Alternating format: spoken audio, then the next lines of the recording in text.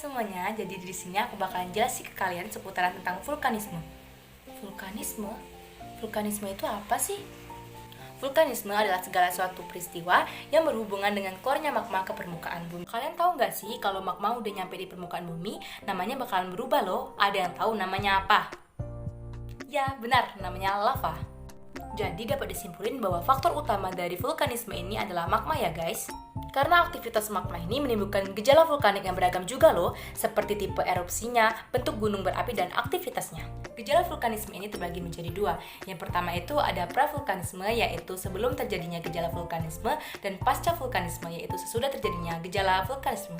Ciri-ciri dari pravulkanisme atau ciri-ciri sebelum gunung api akan meletus, yang pertama itu terjadinya gempa dan banyak sumber air yang mengering. Ciri-ciri pasca vulkanisme atau setelah gunung api itu meletus, yang pertama munculnya sumber air panas atau geyser dan munculnya sumber air mineral atau belerang.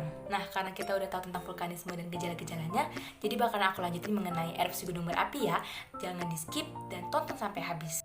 Erupsi adalah proses keluarnya magma dari dalam perut bumi ketika gunung api meletus. Erupsi atau letusan gunung berapi ini berdasarkan kekuatannya terbagi menjadi dua. Yang pertama itu ledakan atau eksplosif dan lelehan atau efusif.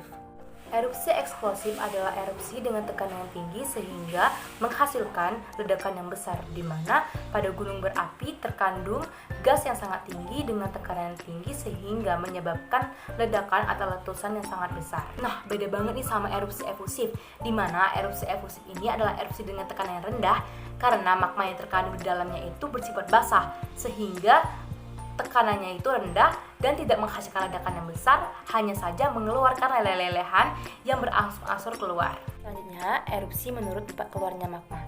Yang pertama ada erupsi linear, yaitu peristiwa keluarnya magma melalui celah atau retakan yang memanjang. Yang kedua itu ada erupsi areal, yaitu letusan terjadi jika letak magma dekat dengan permukaan bumi, kemudian magma membakar dan melelehkan lapisan batuan yang berada di atasnya. Yang ketiga itu ada erupsi sentral, yang dimana jika letusan yang terjadi keluar melalui sebuah lubang yang membentuk gunung api yang terpisah-pisah. Oke, sekarang kita akan membahas mengenai bentuk gunung api.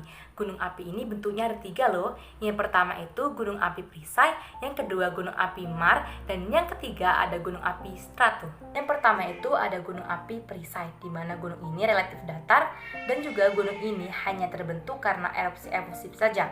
Karena magma yang keluar itu sangat cair dan gunung ini memiliki lereng yang sangat landai dan juga pada dasar gunung ini relatif luas.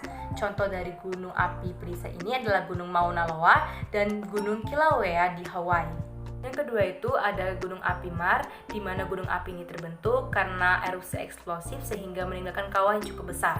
Contoh gunung api mar yang ada di Indonesia itu ada Gunung Lamongan dan Gunung Dieng. Yang ketiga ada gunung api kerucut atau yang biasa disebut dengan strato, adalah gunung api yang paling umum di Indonesia, di mana proses terbentuknya itu dari campuran erupsi eksplosif dan erupsi efusif. Contoh dari gunung api kerucut di Indonesia itu ada Merapi, Kerinci, dan juga Merbabu. Pengertian vulkanisme udah, gejalanya udah, terus ada tipe erupsinya udah, dan yang terakhir tadi aku jelasin mengenai bentuk gunung. Kayaknya udah cukup ya apa yang harus aku jelasin. Aku akhiri ya, terima kasih dan wassalamualaikum.